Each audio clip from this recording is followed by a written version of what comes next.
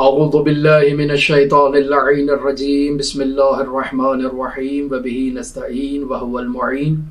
ہماری آپ کے ساتھ گفتگو رؤیت ہلال کے بارے میں جاری ہے اور ہم آپ کی خدمت میں وہ دلائل پیش کر رہے ہیں جن دلائل کی روشنی میں انسان کی یہ ذمہ داری ہے کہ وہ اپنی اسی عادی آنکھ سے چاند کو متعارف طریقے سے دیکھے، کسی قسم کے نجومی آلات کا سہارا نہ لے، ٹیلیسکوپ کا سہارا نہ لے، انسان اسی عادی آنکھ سے رؤیت ہلال کرے۔ اگر انسان کو رؤیت ہلال کسی ایک آدمی کو بھی چاند نظر آ جائے تو اس کا مطلب یہ ہے کہ چاند ایک ایسی کنڈیشن میں ہے کہ اگر 50 افراد بھی اس کو دیکھیں تو وہ چاند ان کو نظر آ جائے، اگر 1000 افراد بھی اس سے ہلال کریں تو ان کو چاند نظر آ جائے۔ تو چاند کو ایک ایسی کنڈیشن میں ہونا چاہیے کہ تمام افراد اس کو دیکھیں، کسی خاص ایک طبقے کے لیے وہ چاند منحصر نہ ہو۔ پس آج کی ہماری دلیل کا خلاصہ یہ ہے کہ چاند کی پیدائش معیار نہیں ہے، یعنی چاند جب محاق سے باہر نکلتا ہے تو اس کا محاق سے خروج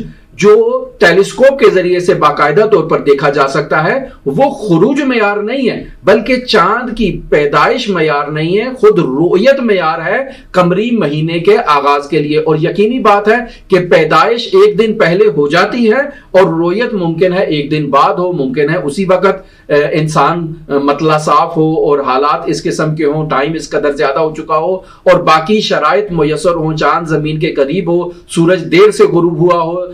محاق سے خارج ہونے کے بعد، یہ تمام مواقع موجود ہوں تب انسان رؤیت کر لے تو اس کو رؤیت ہو سکتی ہے۔ بس معلوم یہ ہوتا ہے کہ محاق سے باہر نکلنا معیار نہیں ہے، چاند کی پیدائش معیار نہیں ہے، بلکہ اسلامی قمری مہینے کے آغاز کے لیے معیار اور ملاک انسان کی رؤیت ہے۔ اگر ایک انسان چاند کو درست انداز میں دیکھ لے تو اس کا مطلب یہ ہے کہ چاند ایک ایسی کنڈیشن میں ہے کہ 10,000 افراد بھی اگر استحلال کریں تو چاند کو اسی کنڈیشن میں وہ مشاہدہ کر لیں اور چاند سب کے لیے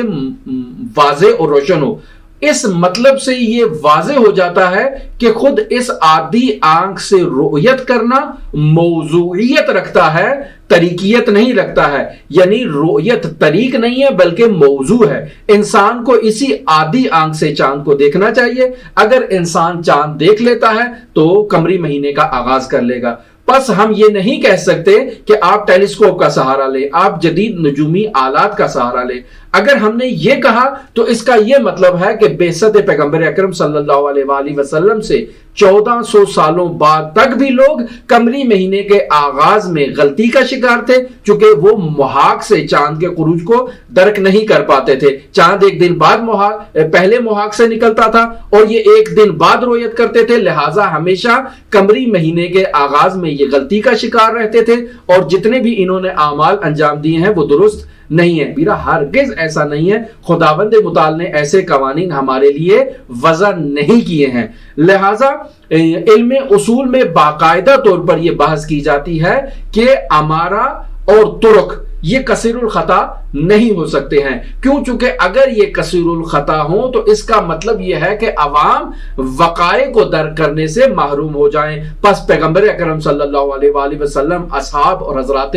ائمہ معصومین علیہ الصلوۃ والسلام نے ہرگز قمری مہینے کے درک میں اور ادراک میں اور اعمال کی انجام دہی میں کسی قسم کی غلطی کا اور اشتباہ کا شکار وہ نہیں ہوئے۔ کیوں؟ چونکہ ان کے نزدیک بھی معیار یہی عادی آنکھ تھا، جدید ٹیکنالوجی معیار نہیں تھا۔ لہٰذا ہماری بھی یہ ذمہ داری ہے کہ ہم اسی عادی آنکھ سے چاند کو دیکھیں۔ قمری مہینے میں اگر اختلاف ہوتا ہے تو یہ اہمیت نہیں رکھتا۔ اسلام نے جو ہمارے لیے ضابطہ معین اور مقرر فرمایا ہے وہ اسی عادی آنکھ سے چاند کو دیکھنا ہے۔ لہٰذا متعدد روایات میں یہ مطلب واضح طور پر ذکر کیا گیا ہے کہ اگر ایک انسان حقیقتاً چاند کو دیکھ لے تو گویا کہ 50 افراد نے چاند کو دیکھ لیا، یہاں تک کہ 1000 افراد نے چاند کو دیکھ لیا۔ آپ خود رجوع فرما لیں وسائل الشیعہ کی جلد نمبر 10 میں صفحہ نمبر 289 کے بعد جتنی بھی احادیث ہیں، مثلا حدیث نمبر 10 ہے، حدیث نمبر 11 ہے اور اس کے علاوہ جتنی بھی احادیث ہیں وہ اسی مطلب کی طرف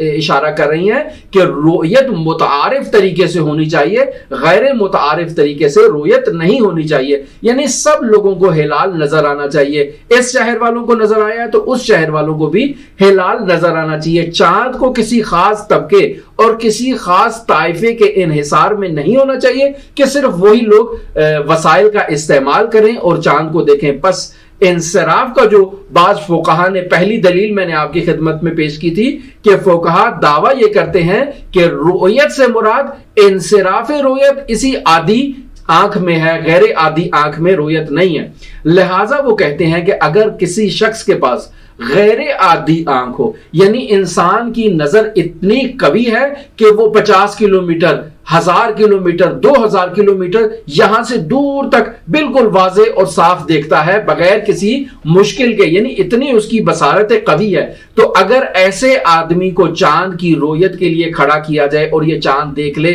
باقی افراد نہ دیکھیں، تو اس شخص کا دیکھنا حجت نہیں ہے اور معیار نہیں ہے، بلکہ عادی افراد چاند کو دیکھیں۔ لہٰذا آپ دیکھیں الصوم فی شریعت الاسلامیت الغراء، اس میں صفحہ نمبر 144 پر آیت اللہ جعفر سبحانی اسی مطلب کی طرف اشارہ کرتے ہیں کہ وہ شخص کہ جس کی نظر بہت قوی ہے، بہت